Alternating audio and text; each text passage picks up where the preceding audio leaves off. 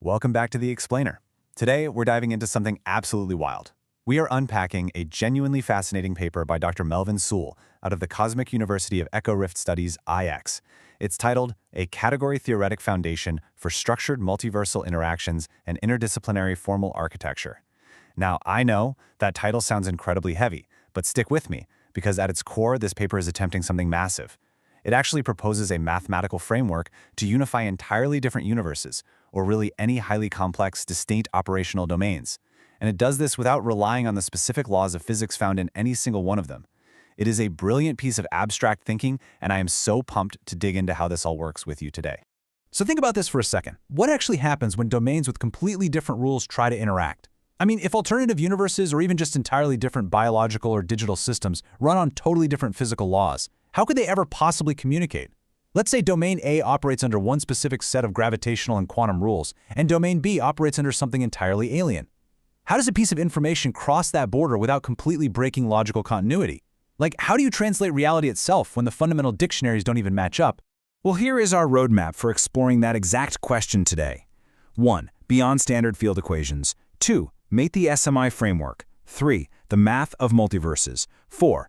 3 cross-domain case studies, and 5, the ultimate formal architecture. Let's get right into it. Okay, starting with section 1, beyond standard field equations. There's a really stark contrast between our traditional models and this new SMI paradigm. You see, our traditional models in foundational physics, they rely on domain-specific equations or very strict empirical constants. It's kind of like trying to play a specific sport, let's say basketball, with a strict set of rules, a specific type of ball, and a specific court. If you try to take the literal rules of basketball and apply them to a game of chess, you're just going to break the chessboard, right? Traditional physics is just too specific to our universe. But on the right side here, the SMI paradigm shifts the entire foundation over to structural and topological invariants. It is completely domain-agnostic. So instead of asking what are the specific physics of this universe, SMI focuses on the meta-rules of how distinct autonomous spaces communicate. Going back to our sports analogy, it's like the underlying mathematical concept of keeping score or taking turns. That applies regardless of what game is actually being played. Moving on to section 2. Meet the SMI framework. To actually build this out, Dr. Sewell brings in some heavy mathematical hitters: applied category theory, topological logic, and Sheaf theory. Now, the beauty of these branches of math is that they don't care about what things are made of. They only care about how things relate to one another. Instead of looking at a system's internal substance, category theory looks at relational behaviors, topological boundaries, and interaction morphisms. It's exactly like mapping out the traffic flow of a busy city without needing to know the specific make and model of every single car on the road. And why is that absolutely crucial? Because by focusing on structural relationships rather than physical substances, SMI gives us a universal language that can span literally any dynamic system. Which brings us to section 3, the math of multiverses. Let's look under the hood. In Dr. Sewell's metacategory, the foundational building block is called the SMI object, and we represent it as U sub I. You can just think of an SMI object as a localized realm. That could mean an entire singular universe with its own quantum rules, or it could be something much smaller and closer to home, like a specific computer network or a biological cell.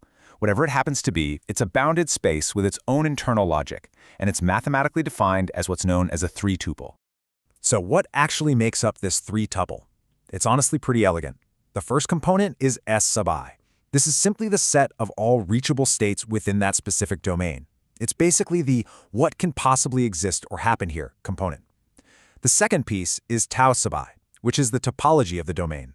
This defines logical or causal proximity, meaning how things are laid out and how state A is causally positioned next to state B. And finally, we have A sub I, the algebraic structure. This one defines the allowable internal state transformations, the local rules for how one state can legally change into another. When you put them together, these 3 elements, the states, the topology, and the algebra, form the complete meta-rule set of any given domain.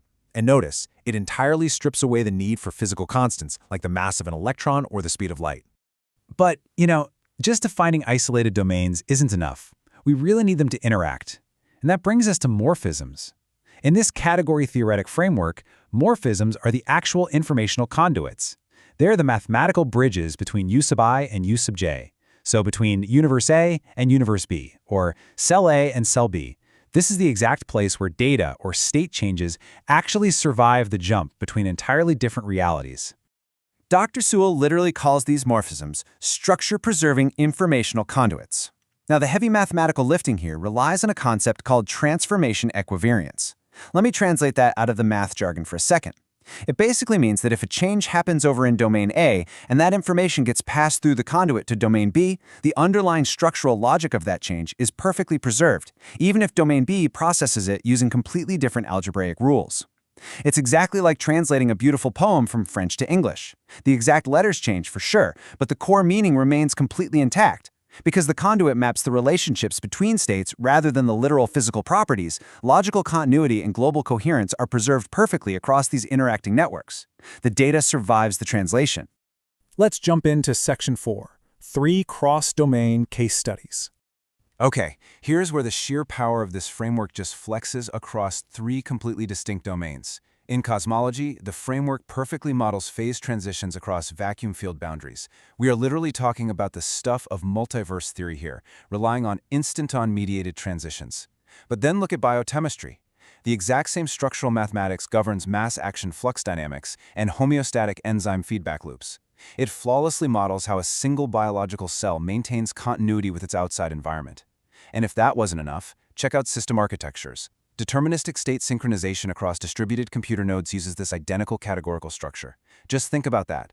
Cosmological vacuums, biochemical enzymes, and your computer networks are all governed simultaneously by the exact same metacategory of structured relationships. No way, right? Finally, Section 5, the ultimate formal architecture. So what Dr. Sewell's paper successfully achieves here is the establishment of a unified domain-agnostic mathematical authority.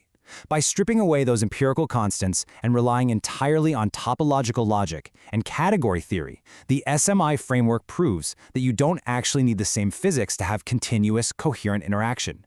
You just need a shared relational structure.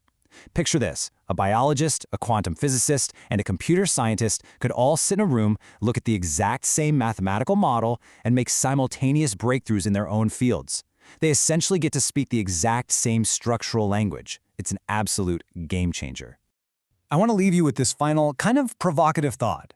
If the exact same mathematical structure, this totally domain-agnostic geometry of relationships, seamlessly bridges the synchronization of computer nodes, the signaling of biological cells, and the massive phase transitions of cosmological vacuums, what does that actually say about the true nature of reality's boundaries?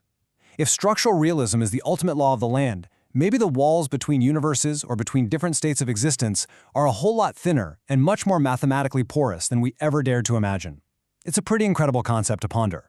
Thanks so much for joining me on this explainer. Keep questioning, keep exploring, and definitely go check out the source material yourself to uncover even more.